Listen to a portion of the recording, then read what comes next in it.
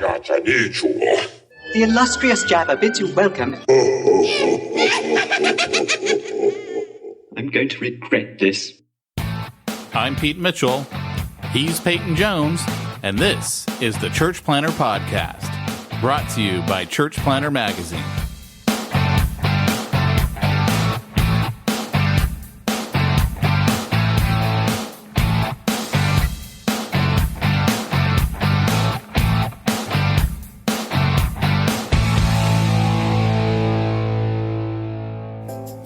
Welcome to the Thriving Christian Business Podcast, the show that's dedicated to helping Christian business owners honor God while growing their business and profits through influencing the marketplace in such a way others are drawn to Christ by the example they reflect as they interact with their employees, vendors, and clients to grow the kingdom.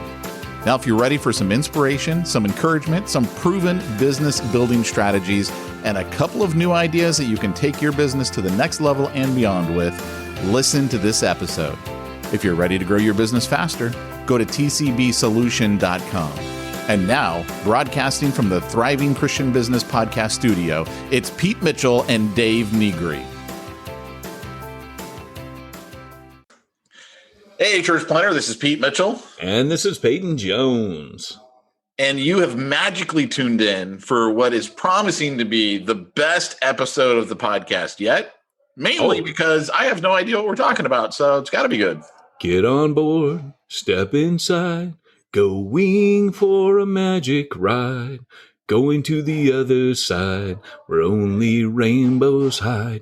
Do on the great Church Planter Podcast. Whoa, great Space Coaster. You know, 80s? That might be a violation. That might be a copyright violation. I'm not 100% sure on that.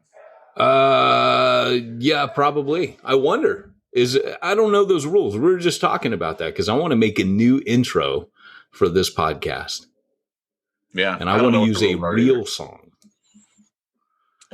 We had somebody on who's like, yeah, your intro, that's my music. We put it out there as copyright, free music. Yeah, you don't know that? Somebody we had, he was like, yeah, that's our music from our band. Are you serious? Yeah, I think it was hardcore church planting. We had a punk band. What was the name of that? Combat Junkies. Is that who it was? A punk band. Yeah, that was great. I actually used to fly out to Virginia and North Carolina and hang out with those guys. So I actually asked them, like, hey, can I use your? And they I bought it off of a site. Are you talking about for this podcast or that podcast? Both of them. I did not use anything you gave me. I bought it off of a royalty-free music site. Interesting. Remember, I was the one who was financially supporting this great mission of ours. That is true. There's an amazing book, and I'm going to drop it right now, even though this is smack talk. It is called Gospel Patrons. It's in my new book. Did you know? Cha-ching! Did you know I'm writing a textbook, Pete? It's in there. You're writing a book? I'm writing a textbook. And by the way, I just wrote a blog and I put, hey, when I was writing, did I tell you I was writing a textbook? And then in parentheses, I put, sorry, it's an inside joke for the Church Planter Podcast. But I like how you're promoting the Church Planter Podcast. Absolutely. I'm starting to become cross-promotion boy after 10 years. I'm kind of figuring out that maybe I ought to promote. I've never been a promotion guy. And I think that's maybe one of the reasons why people like our show, because we're not. Maybe it's one of the reasons it doesn't really grow. Do people like, that assumes that people do like our show. That might be a problem. People like our show only because we will make fun of them if they give us anything less than 5-star reviews. That is true. Try us. So, of course, we don't even look at our reviews anymore, but if we see it, dang it. So real quick, I was going to say Gospel Patrons, an amazing book where the guy traces every time the gospel spread and he raised up someone like a Wesley or a Wycliffe or someone like that. He always raised someone up like a Pete Mitchell. So this podcast, just yet another example of a gospel patron. That's all I'm saying. So I'm a Pete Mitchell shill. My sugar daddy. Yeah. Once upon a time. No more sugar daddy.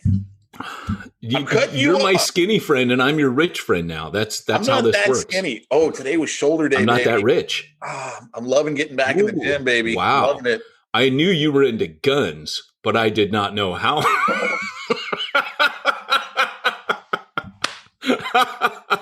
You gotta have tickets if you're gonna go to the gun show. Do you have a license to carry those guns, sir? I do, actually. Thanks for asking. This is getting a little uncomfortable in here. But tell me, Pete, you like hugging now? Tell us all about that. Yeah, that was hilarious. So my pastor, like, I walk into church on Sunday and he's like going to do the arm bump, and I go, "Oh, you're either shaking my hand or you get nothing," right? And he goes, "Well, how about a hug?" And I'm like, "Yes!" Like this big old bear hug. And so he texts me, I think it was yesterday, and he's like, "Hey, I forgot to say thanks for the hug." And I'm like, "Hey, when the state tells me I can't do something, watch out. It's about to get real up in here." Oh, I know. You know what you can't do that they're saying is illegal? Give money is giving a large check to New Breed, Pete. Gavin Newsom has said New Breed is not legal anymore. Hey, funny enough, yesterday I got a surgery. I don't get surgeries. I don't go to the doctor. And the reason I don't go to the doctor. That's not the guy we hear banging in the background. He's not the one who cut you open, right? No, but I was starting to tell you this. There was a student there, and I'm like, go ahead and let the student stitch me up, because I was a student once, and I had to do stuff. I'll never forget the first time I gave an old lady a shot. Very first time I gave anything other than an orange a shot. She was in her bed, lying on her side, and I had to give her a shot in the butt, which you got to be careful you don't hit the sciatic nerves. There's a certain way to make sure. Anyways, I give her the jab because it's a jab, your intramuscular shot, and she arches her back in pain and goes, "Oh, he hit the bone." And oh my gosh, dude. Did you really? And my nursing instructor sees the horror on my face and just reaches her hand out and says, "You didn't." And obviously this lady had a bit of dementia. And, but it terrified me. It would have been better if she didn't have dementia, but she was just doing that to you. Oh my gosh. Well, so when I got in there, because I've had chest bursting aliens apparently growing in me. They say they might be lipomas. Most likely are, but they're going to send them off to check them out. But I don't have cancer or anything. So anyways, the ladies in there. They're going to come back and say you got like 3.5 months to live. I know, right? I know, but think what that would do for book sales. Church plantology. All I know is I know what I get to draw on your face at the funeral.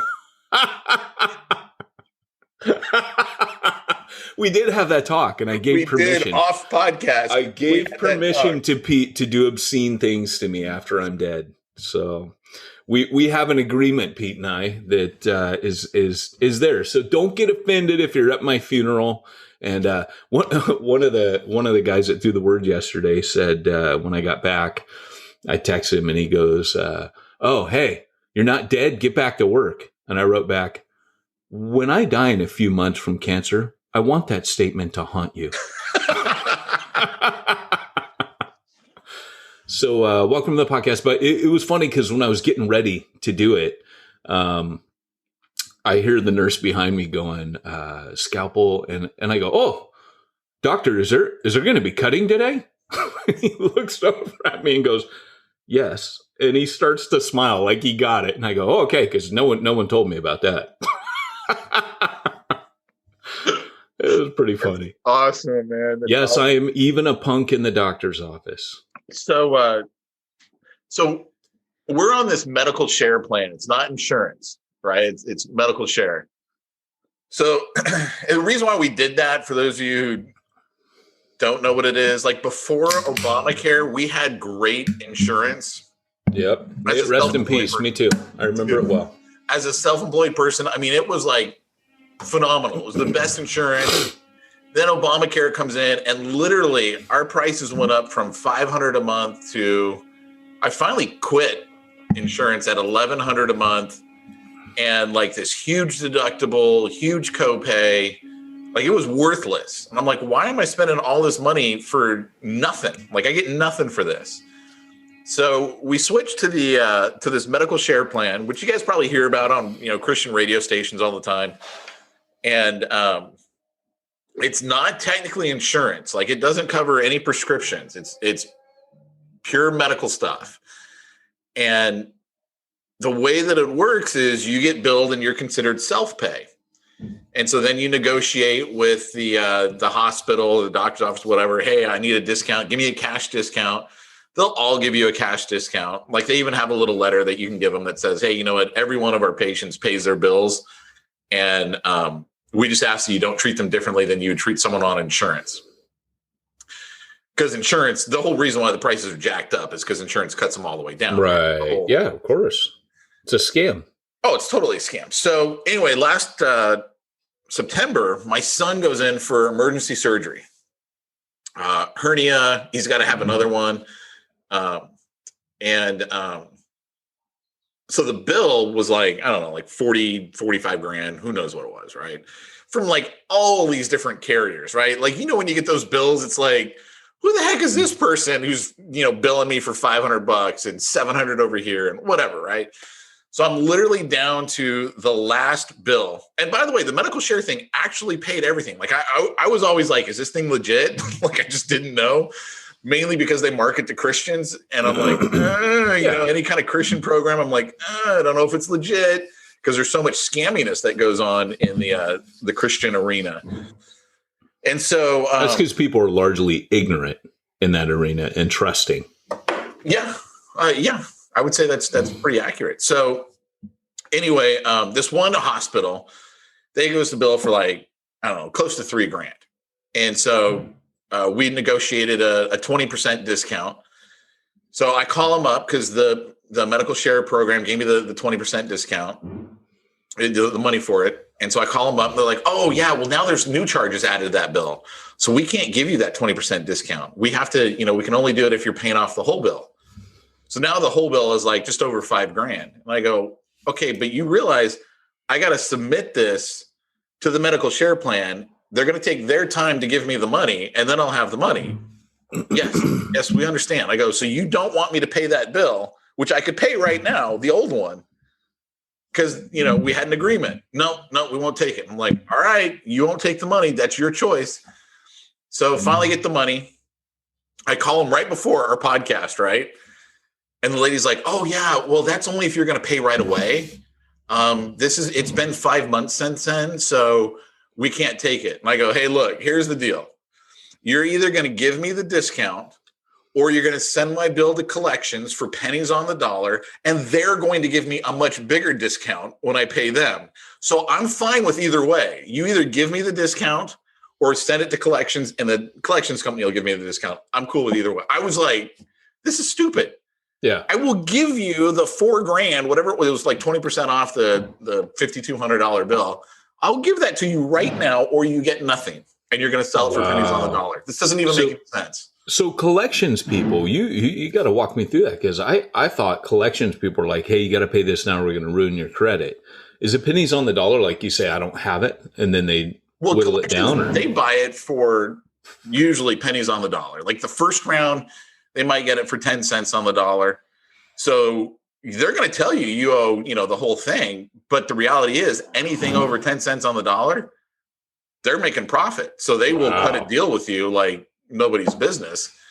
And if you do it technically in the first 30 days, you won't have anything negative on your credit because it actually, they have to send you by law. They got to send you a letter and give you 30 days to dispute the debt. So if you do it in that first 30 days, you can take care of everything before it even goes on your credit. Really? Yeah. That's kind of cool. Not that I've ever played that game before. Wow. Yeah, we need to talk after this call. I got a little situation with some doors that never arrived. And they started charging me because we were going to do finances. We had 2 orders with this company. And they billed me for the second. So I called the company up and said, hey, and they said, oh, we'll come down. And I said, well, you gotta call off your dogs, man, because you haven't delivered the doors yet. You delivered 1. I'm still waiting on the other 2. But they sent the whole thing to the financing department at the bank. So I got to go after that. So I might need to bow before your sensei and get some, because normally, man, I just fight everybody, you know. It's funny in those situations. I always tell them, I always go, you know, I'm a pretty nice guy. And, but I said, but there comes a time at which I flick a switch. I always threaten them that. And then I become a bulldog. And then they're always like, oh, okay. They usually hear me. There comes a time, though, when you just got to spit on your hands, raise the black flag, and slit throats.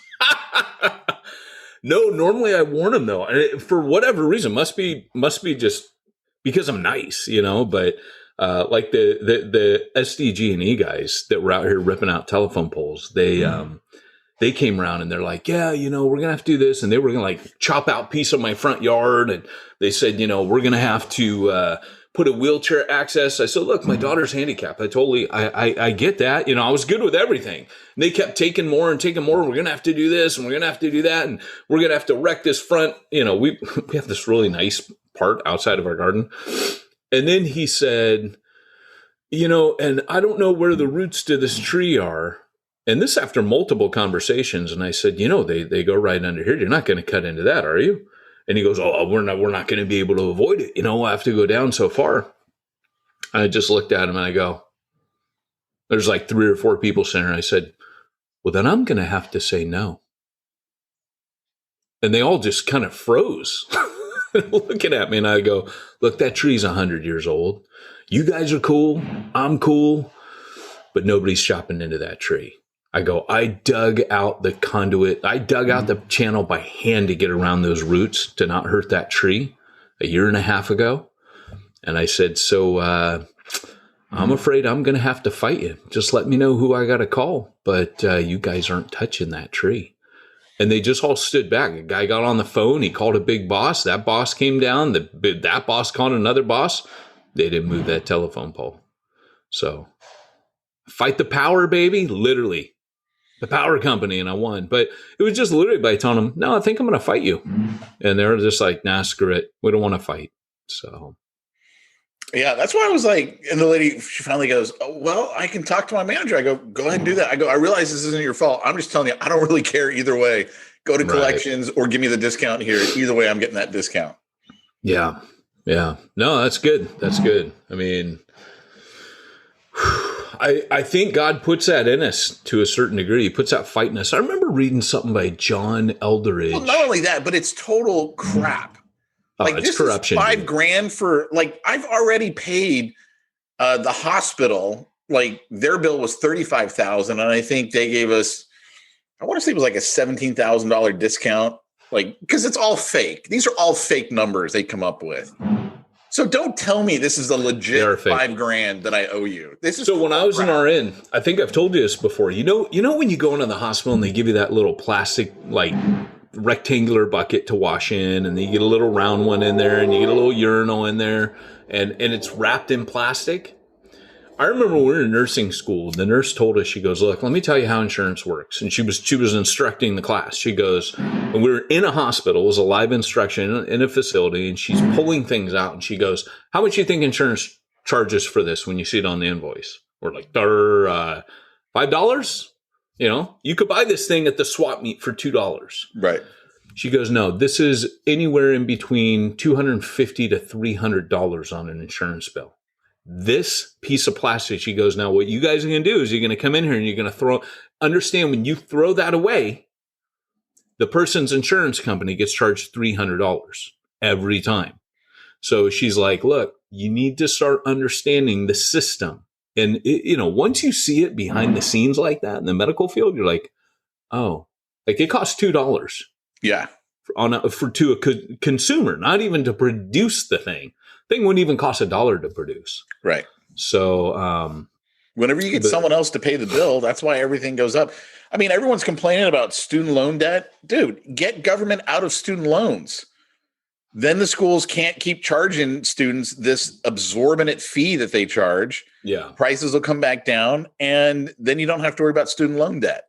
Yeah. Whenever you get government involved, everything goes up. Everything. Yeah. Not a single thing doesn't. That was kind of what Reagan, back when he said, stay out of my house, stay out of my morals, and stay out of my pocket. Those three things. Those are good rules, But, I was going to say to you that Reagan will always remain on my bad list. Yeah, for what? He got rid of automatic weapons. Post 1986, automatic weapons are not legal to buy in the United States, but you can still have an automatic weapon. You just have to have a pre-1986 one. He also emptied many of the psychiatric hospitals, which raised the presence of homeless. Yeah, but when he did that, they all ran as Democrats. So now we've got – oh, wait, sorry. I shouldn't have gone there. Yes. So here's the thing. So I was going to ask you, Pete. The things we think but do not say with Pete Mitchell. So here's the thing, man. I need to ask you. There was something else I was going to say. Oh, John Eldredge. I did want to say this. John Eldredge wrote those books, Wild at Heart, and there probably people make fun of him now because they're popular and it's easy to make fun. But he did some really valuable work. I mean, one of the things that he pointed out theologically, which I thought was great, is in Through the Word last week I did a whole study on anger. I read a book called Unoffendable, where the gentleman was posing that, or at least postulating that anger is never okay for human beings. And so, in my studying through the Word, I read his book and he made some compelling arguments to that effect. I mean, I was impressed with it, but he didn't convince me because hey, go listen to Through the Word, go listen to the anger study and you'll see why I unpack it. I don't think it's conclusive that humans can't get angry.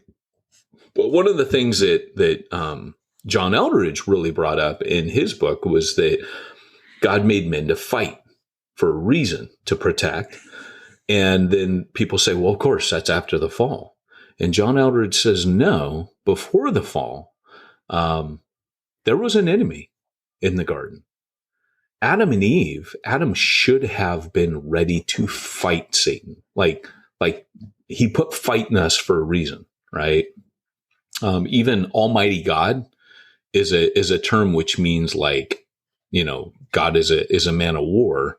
It's a war term. It means that God fights when he has to, So the whole idea of anger, of fighting, there is a time to fight. Even Ecclesiastes. And again, this book, Unoffendable, I mean, you guys can read it. It's definitely worth knowing about and definitely worth wrestling through his arguments.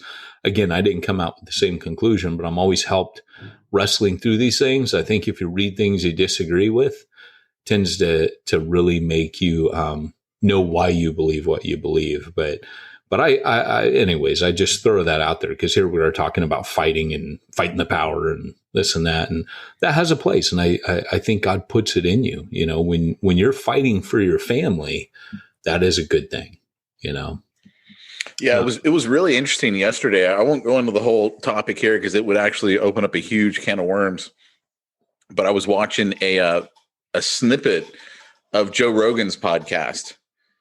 And Joe Rogan's an interesting guy. I mean, he's conservative in a lot of ways, and he's very liberal in a lot of ways. I mean, he's probably a typical American. He's right down the middle. He's got views on both sides. But it was he was specifically talking about the whole transgender in MMA sports. And he's like, look, I'm not talking about track and field. I'm not talking about basketball. I'm not talking about anything else. He goes, look, I've been doing MMA my entire life. He goes, it is not fair to take a guy who's been a guy for 30 years. I'm like, this is a true story, right? There's this guy who's transitioned to a girl and he's been on estrogen for 2 years and he fought these women and just destroyed them. Like just literally destroyed them in the ring. Just one cracked her skull, everything. And they didn't know that they were fighting a chick who used to be a dude for 30 years. He's like, it's not even close to being fair when you look at bone density, when you look at 30 years of testosterone going through your body. You can't just all of a sudden say, oh, we've changed all that. Now he's a girl. He's like, no. And I'm just specifically talking about combat sports. Men are made different.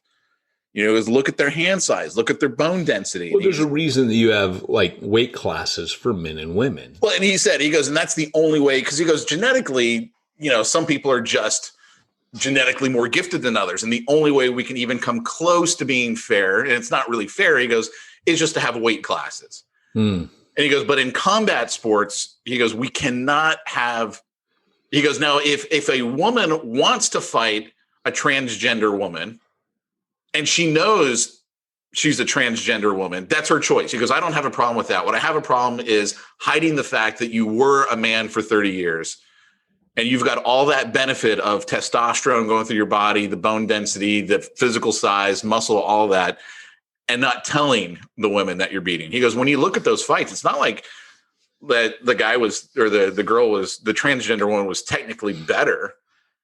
He goes, he was just striking her. Like, he just has more power behind him and can strike her. But that goes to your point of men are made different than women.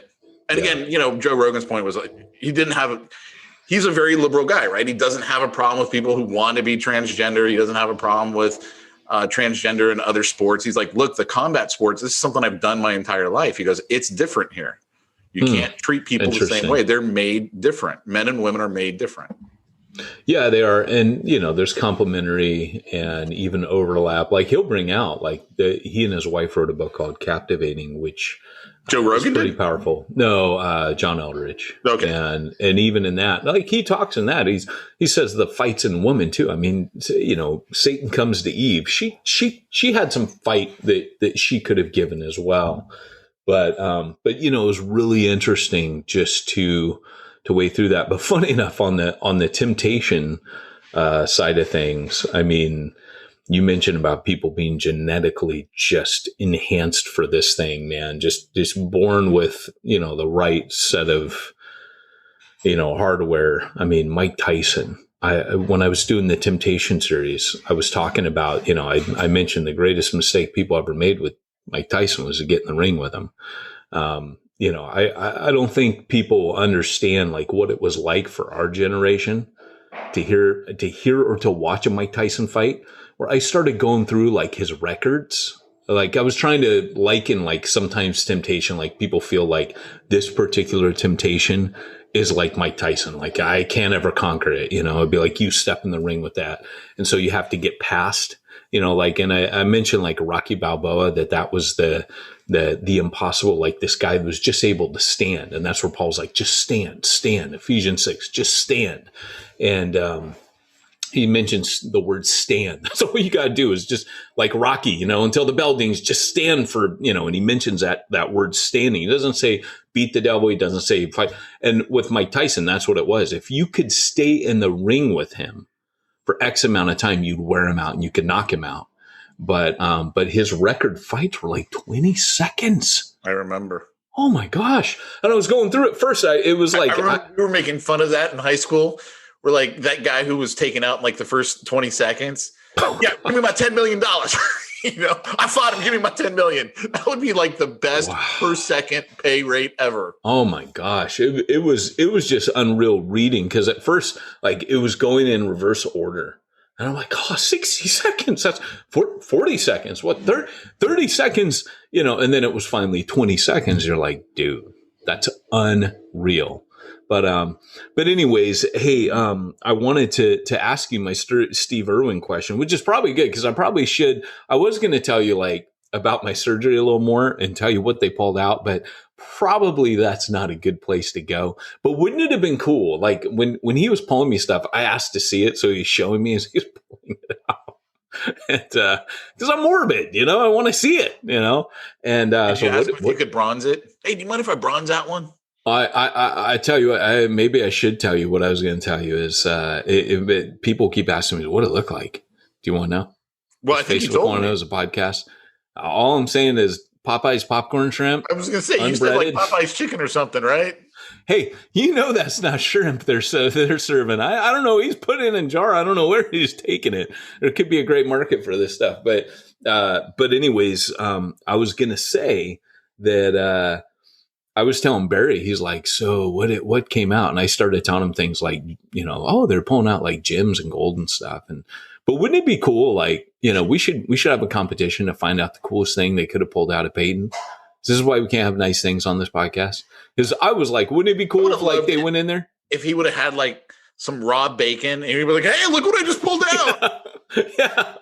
Like, wouldn't you want to do that? Like, if I were a surgeon, I'd want to have little like props that I go, hey, look at this, stick something in a jar. Like, hey, did you miss your keys? Did you lose your keys somewhere?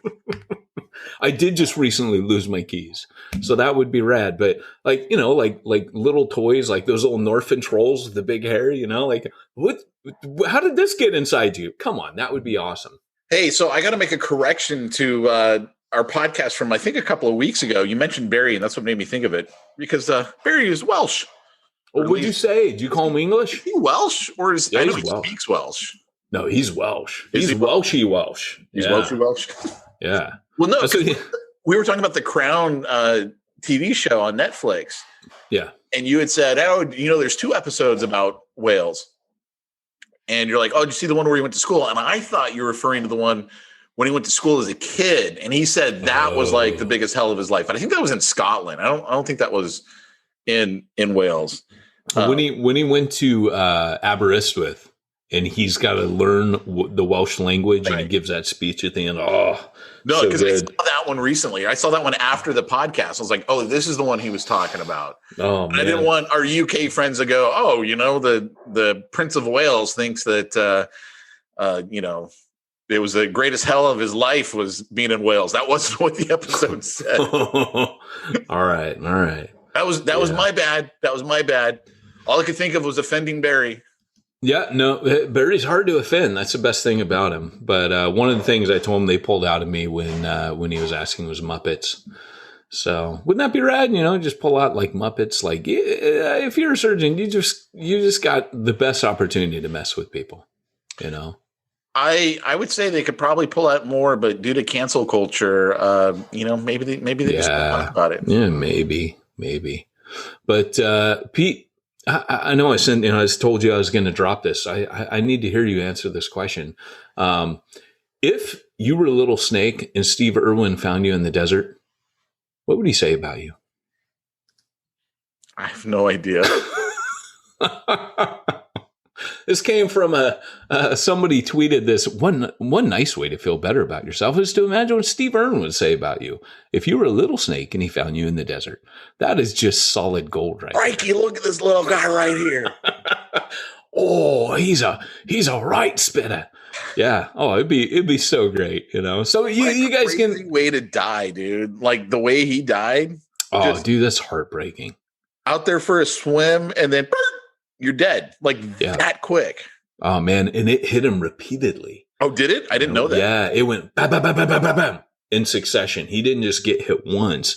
It was like a repeated lashing that punctured him in multiple places.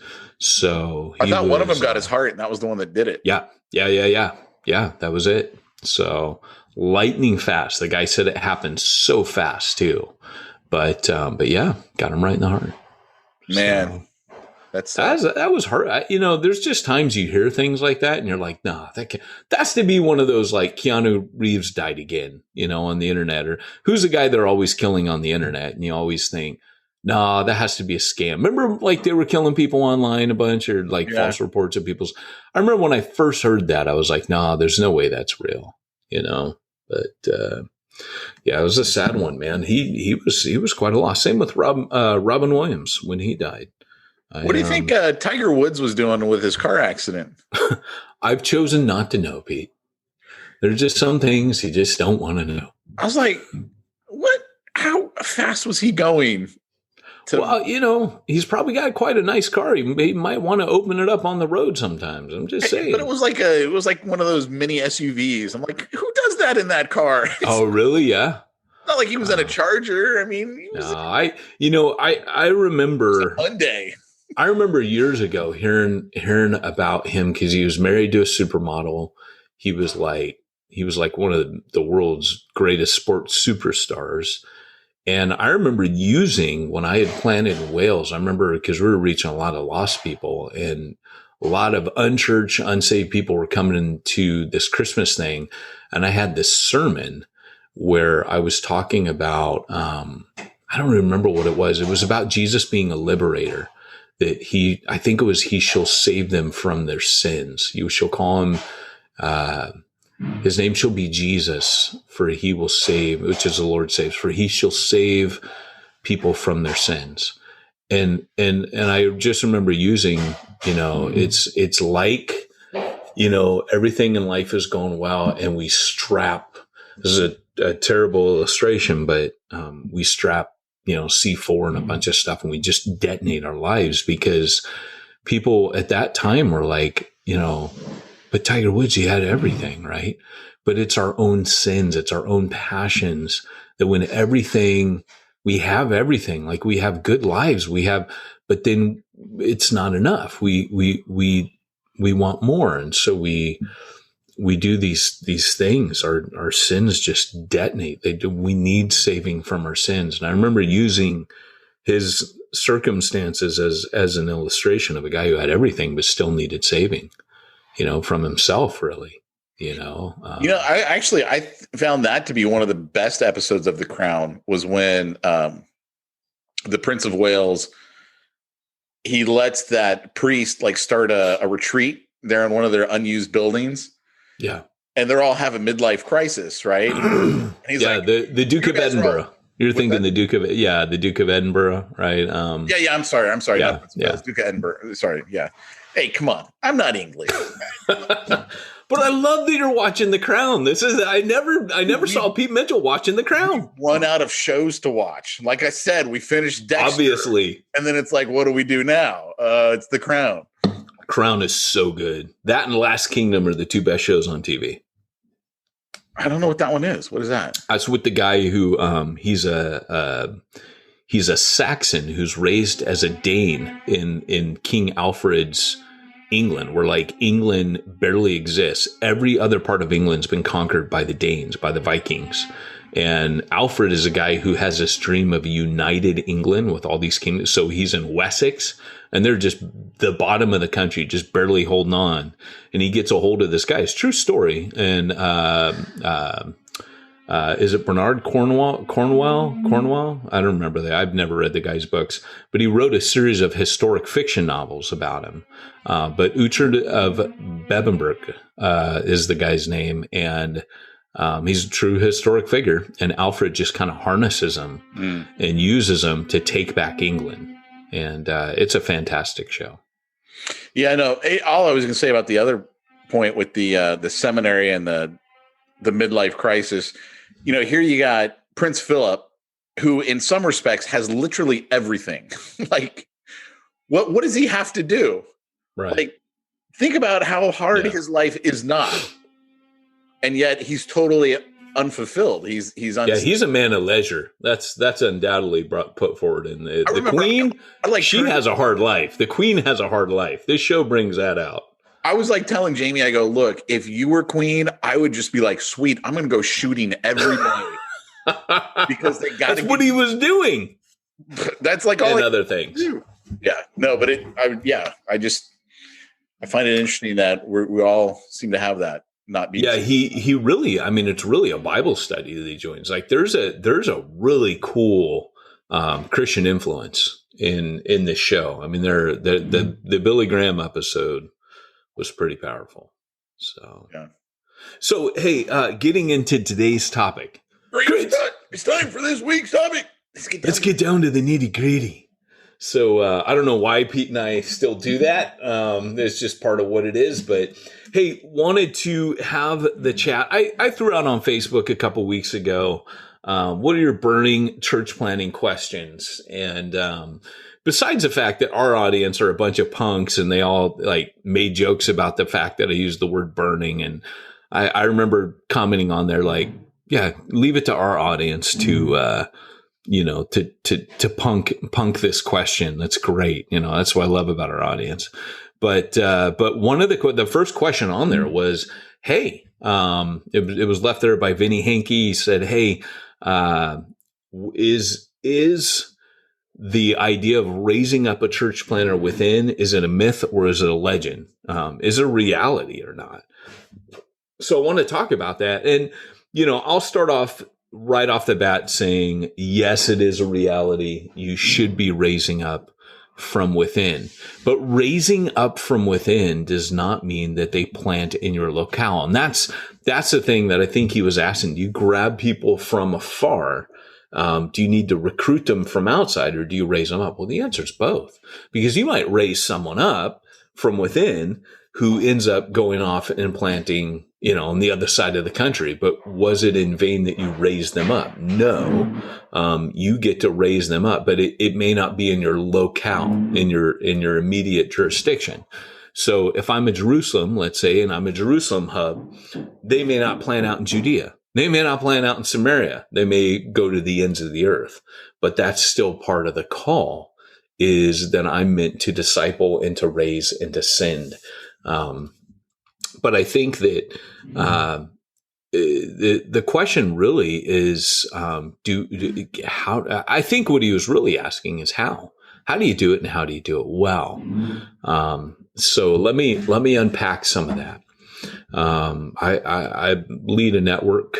I call it a network. It's not a network. Like, New Breed is not a network that's like other networks. We would say we're a super network. We're a network of people from other networks, because what New Breed tends to do is it tends to supply what a lot of networks lack, which is resource and relationships. So we do things like this Friday. This podcast will already have aired, but we'll be interviewing. I'll be doing a webinar with Ralph Moore. And afterwards, the guys in my network, we get to like some private time with him afterwards. We go into a little group room, we interact with him. But, for us, we're always doing coaching and training. And like NAM does that. But I would say ours is, how do you put it?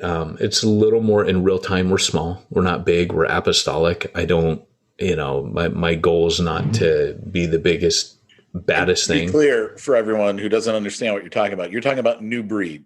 Yeah, New Breed. You say your guys, you're talking about guys who are in the New Breed network. Right. Yeah, thanks for clarifying that. Because, and this is where I'm going. To answer that question, we have a pathway that when you come to New Breed, we're going to train you.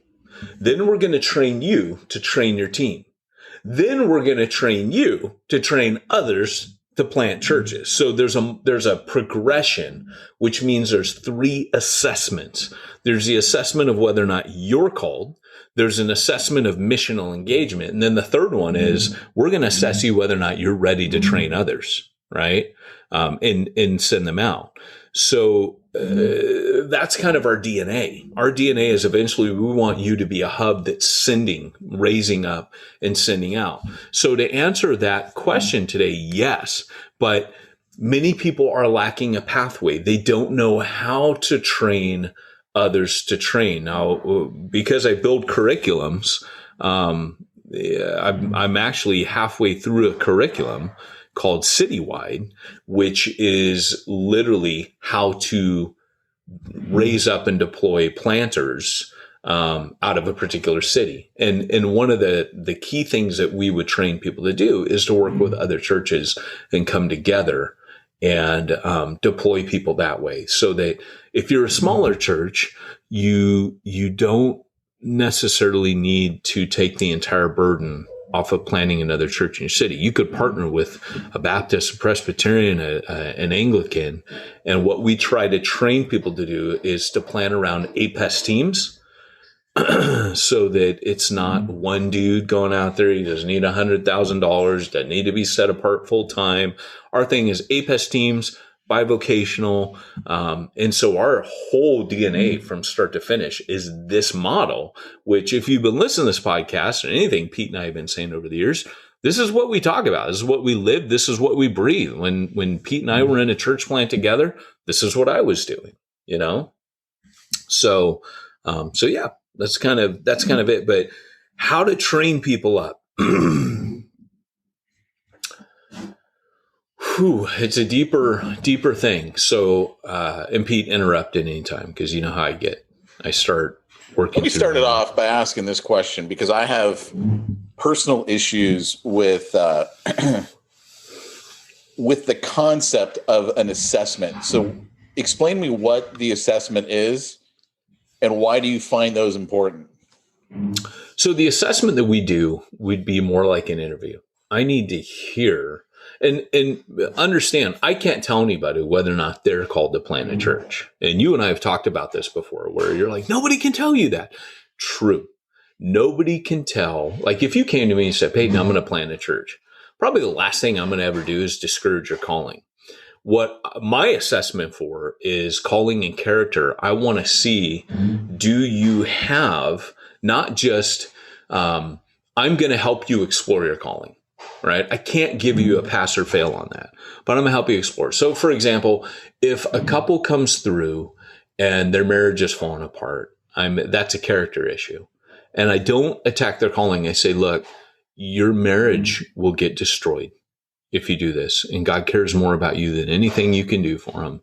So I'm going to give you a recommendation, and that is strengthen your marriage. Here are the things I would say, and come back to me in 6 months. Come back to me in a year, or, we're not seeking the Lord together. Or I'm like, okay, hold on. You need to do all that. So I've got a couple right now that's come through, and I'll be having a chat with them to give them some recommendations, and then say, come back to me. And then let's talk. So I don't tend to discourage people from being called. In fact, it's really interesting because for me, it's more about position. That first assessment, I just hands down, I think everybody is called to be a part of a church plant at least once in their Christianity. I think if you go through your journey on earth and you have not once been a part of a church plant, you blew a huge opportunity of experiencing some pretty rad things on mission.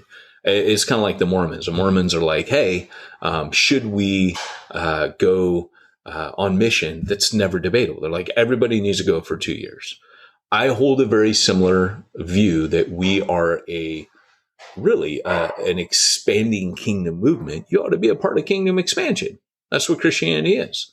So because of that, when you come to me, like there was a guy who came to this thing we ran called Train Station, which was citywide in the making. This guy came back and he's like, hey, I want to go through, and he had all these addiction issues. And so I said, hey, man, you're in a good place. Hey, you're talking about it. You're in recovery groups. You're here. But I knew that I had early on, I had a guy where when I assessed him in New Breed, I failed to ask him, have you ever been addicted to substances? And one day he turned up and, or he didn't turn up, and all the church equipment was gone. I remember he'd sold it all. Do you remember? Yes. And he was in a crack house. Now, his ministry was flipping crack houses into church plants, which was rad. Totally honored to have him. But I never thought back then. Now, go figure. I was a recovery nurse. But I never asked him, hey, by the way, this is a rad ministry. Have you ever been addicted to crack? Like, hello. Like, that was a no-brainer. But back then, I was naive. I didn't know. Like, dude's going into that. I'm thinking, he's got systems in place. So that first assessment is, I want to hear your calling. And what I really want to hear is your burden. I know that you assess guys that come through your program. We'll assess people in the network. Our golden rule of thumb was always, if they don't want to reach the lost, that's not their like passion and burden, we're probably not the network for them, because all of our training is geared towards that.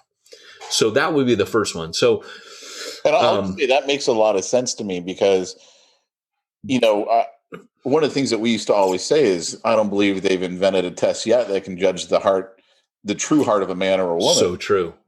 And again, if that guy wasn't, like I said, he had addiction issues. I told him, I don't think you're ready to lead yet until you got, some time under your belt of sobriety and recovery.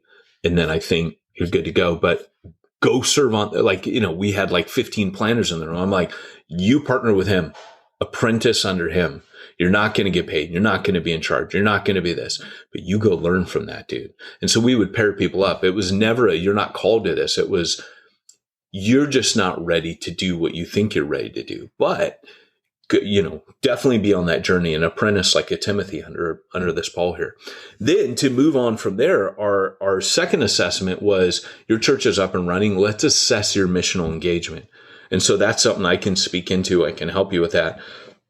And then the third one is your multiplication assessment. Are you ready to multiply? And I would say the answer that we frequently find is no, you're never ready to multiply. You never feel ready to, but you're always ready to multiply. But are you ready to train others yet to plant? And that to me is because I value the planners. I would never put a dude, make a guy a drill sergeant who had never been in combat. Does that make sense? Yeah. So I always feel like for that, like I'm always super jealous over those planning trainers because you can really mess a dude up. Or I say dude, I mean this like, male, female. I don't train females. I train males because I'm a male, but Andrew will help train the females.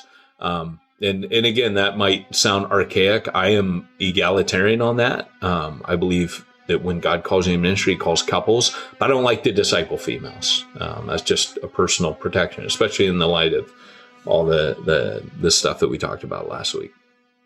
But that said, going back to that, so the key is, this is how it works for me. When I first went into Refuge Long Beach, I still very much had in my mind, this is what a church planner looks like. And I chose the people out of a list. I chose Ruben, I chose Mike, I chose Jimbo, I chose Charlie. These were the guys I was going to train, right? So as I moved into that, those were my church planner trainees. And I made the statement back then, I'm really, my first church plan is in it to reach lost. This one, I'm in it to train others to reach the lost. I'm in it to train church planners. And that's really why I'm here. The lost will get reached because I'm going to train these guys to do it. But the reality is I went about it wrong. I was going about it like trying to find, this is the person, kind of like when Samuel walks up to the household of Jesse and he sees the oldest, David's oldest brother, and he goes, surely this is the man the Lord has chosen. And it says, and God says, you're looking at the outward appearance and God looks on the heart. And it's not till later when David, and he goes, don't you have any more sons? Because God's not speaking to me here. And they go, oh, we do have one. He's out in the fields. He goes, well, call him. David comes and the Lord's like, boom. And it says, God looks at the heart. So it's not, I learned it's not the people that you think. And go into it, case in point would be Steve Ortiz, who you would know, right? Yeah. Who, when he came to that church plant, man, no one would ever think that dude would be. Now he's on the leadership team. He's the most solid dude on the leadership team of Refuge Long Beach. And now that Refuge has merged with another church, another few churches actually, there's a group that's now made their way over to the park to still continue on mission there. And we have no idea what's going to happen there, but Steve is there. And which park, by the way? They're back in Revolution again. Okay. Or no, not Recreation Park. And they're calling the mission remnant because they're like, we're not a church plant. We're just a mission. We're going to keep doing this mission. And there's some cool things I could tell you behind the scenes afterwards that would get you kind of excited. But one of the cool things is that it was through watching what God was doing in Refuge Long Beach that I realized once you activate the average believer, you just got to wait and see what happens. The people you think are going to be the church planners aren't going to be the church planners. And I learned that. It was the people like Steve that when his gifts got activated, he became a whole nother dude. I'm like, oh. And so when I look back on Jesus, I see Jesus raising up the 12 who had zero ministry potential. Peter, come on, right? These guys, if you looked at them, and I realized that was the point, that what Jesus was modeling was, I'm just going to disciple the people in front of me really well, and leadership will emerge. So, he goes aside and prays overnight before he chooses the 12, but he had already been discipling prior to that. And I used to scratch my head at that, like, but they were already following him. If you read the chronological Bible, you see that all these things happen before he chooses the 12. He's traveling with this bigger group of people. And he's got to choose. He's got to narrow it down to 12 for each of the tribes of Israel. It was a very strategic number. And of course, they were going to primarily minister to Israel for 10 something years till Paul, ends up going to the Gentiles and Simon has his vision. The first 10 years were just Israel. So Jesus picks them. They're kind of the epicenter, but Jesus modeled for us that you just disciple the people in front of you and the gifts emerge, right? That's where John and Peter and James, they became the 3 pillars that Paul later says, I perceived those 3 were pillars.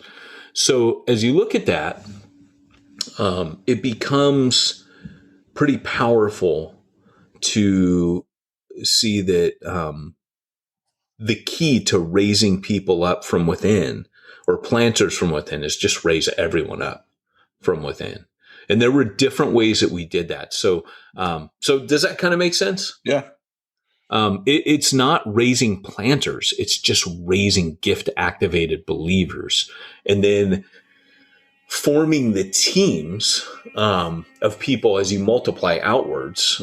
There's multiple ways to do that, but the way that I found, and this is so funny because this got cut out of the textbook. Remember, I wrote 2 textbooks on accident, 2 400-page textbooks, and one of the chapters I had to sacrifice, and I did it strategically, was the one on what people would call microchurches or cogs, because I'm like, well, Brian Sanders wrote his thing. We called them cogs, but they were microchurches. A microchurch is a small grouping of people that's held together by mission. And you'll remember that's what we said our cogs are based around mission.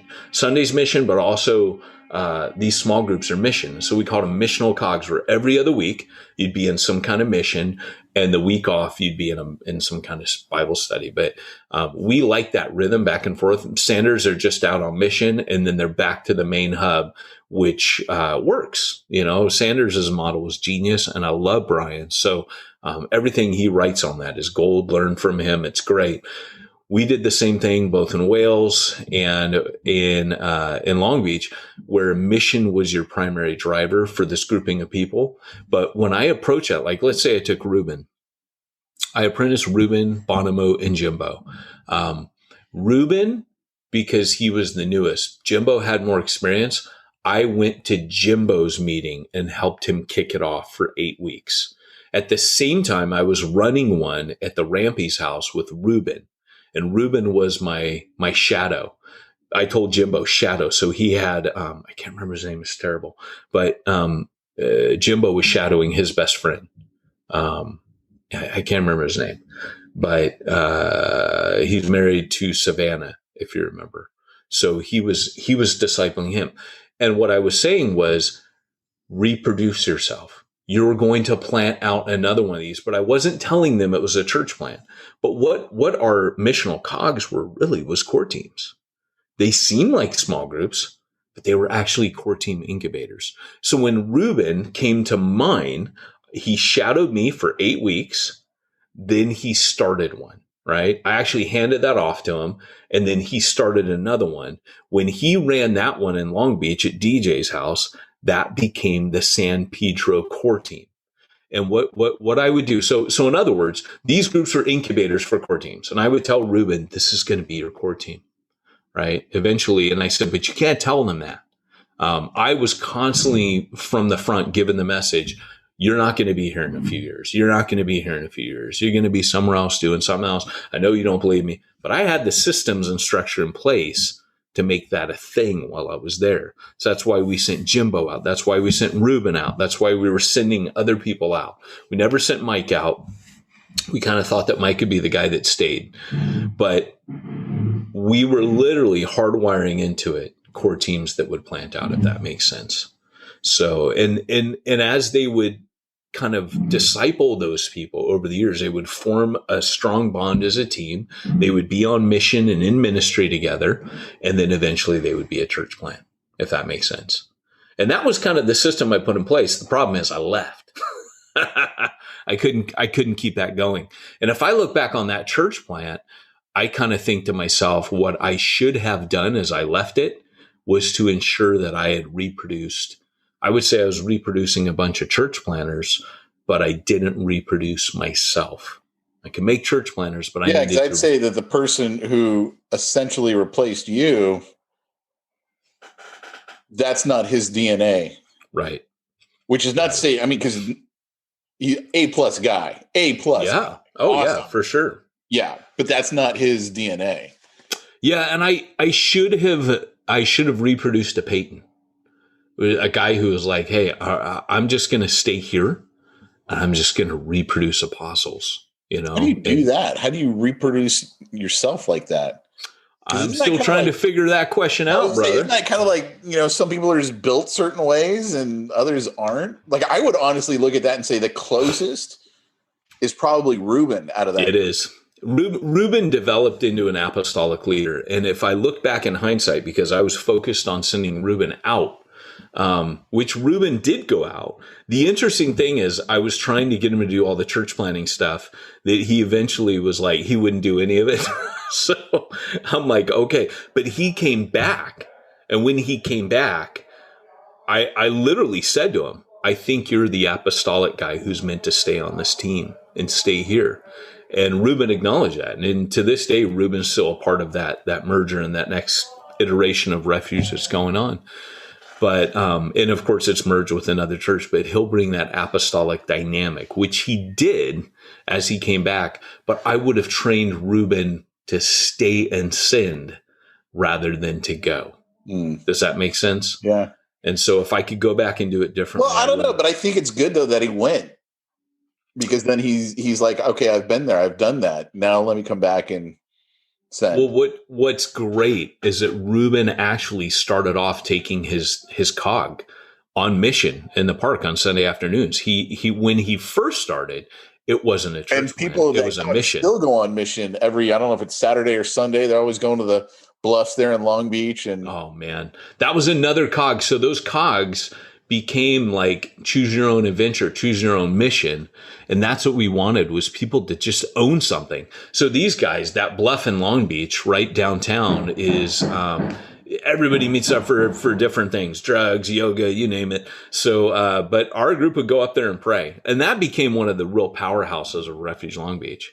And they'd share the gospel, but they primarily prayed. And that became, and I remember DJ, who was just a leader without ever wanting to be a leader. And, we used to call that the unofficial secret cog. We're like, he's a leader, just don't tell him. We had a cog that met in the park with the homeless people. One of the homeless guys led it, Alex. So, I mean, there was all kinds of cool stuff going on. But yeah, that, to me, that's the secret. So yes, but if you do it like I did it, where you identify that's a church planner and I'm going to train that guy, you're doing it wrong. You need to kind of take more of a back seat and let the Holy Spirit lead on that and watch what emerges as you disciple really well. So how do you take care of all your IRS compliance and your bank statements and, do all the financial stuff of running your church while you're training all these guys to be church? If you didn't do that just then, I was going to. So, yeah, Pete, it's really interesting because what I learned to do was contact simplifiedchurch.com and get them to handle all of my bookkeeping, my IRS compliance, my payroll services. And they took care of that like a charm for me, Pete. So I could keep multiplying and raising up planners from within. Love it. I love it. So that was simplifiedchurch.com? That's right, Pete. Simplifiedchurch.com, and tell them Peyton and Pete sent you.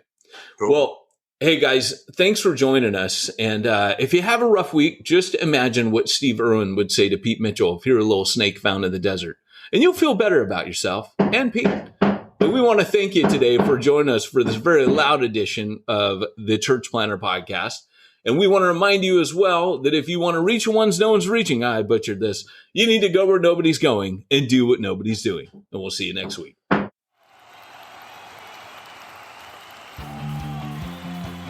Thanks for joining us for another weekly episode of the Church Planner Podcast with Pete Mitchell and Peyton Jones. We'd love to hear your comments on this episode of the Church Planner Podcast. Visit us online and let us know what you thought at churchplannerpodcast.com. If you subscribe to us via iTunes and have enjoyed the podcast, leave us a positive review. The more positive reviews we receive in iTunes, the more iTunes will promote us to other church planners who would benefit from this show. This podcast is brought to you by the Church Planner Magazine, which is available in the iTunes newsstand or online via churchplannermagazine.com.